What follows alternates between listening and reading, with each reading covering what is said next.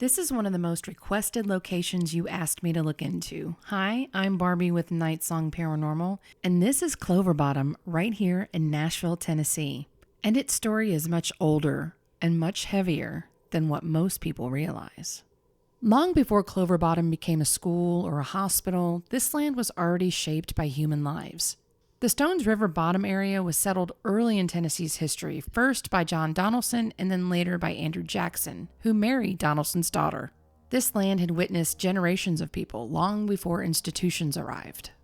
In the mid-1800s, this property was known as Clover Bottom Farm, owned by Dr. James Hoggett. Historical records and markers confirm that enslaved people lived and worked on this land. They farmed it, they cared for the livestock, they built structures that still exist today. One of those individuals was John McCline, who later documented his experiences in a manuscript titled Slavery in the Clover Bottoms. This land held forced labor, captivity, and generational trauma long before it ever held patience. In 1858, the Clover Bottom Mansion was built here as a private residence.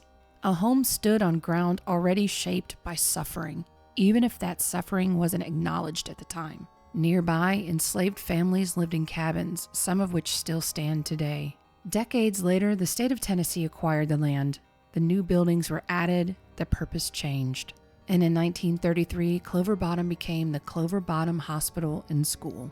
It was intended to care for individuals with developmental and intellectual disabilities during a time when isolation was believed to be the only option. Many residents arrived as children, some stayed for decades. Others never left at all. Over time, overcrowding, understaffing, and neglect became part of daily life, not from cruelty alone, but from a system that failed the people it claimed to protect. When people talk about Clover Bottom feeling heavy, they're not wrong. This land holds layers of unacknowledged trauma, enslavement, forced isolation, forgotten lives, and generations of people who had little control over where they lived or how they were treated. Paranormal investigators believe this isn't about one spirit, but residual energy, emotional imprints left by repeated human suffering. Clover Bottom officially closed in 2015 as care shifted towards community-based living. The residents were relocated, and the land remains.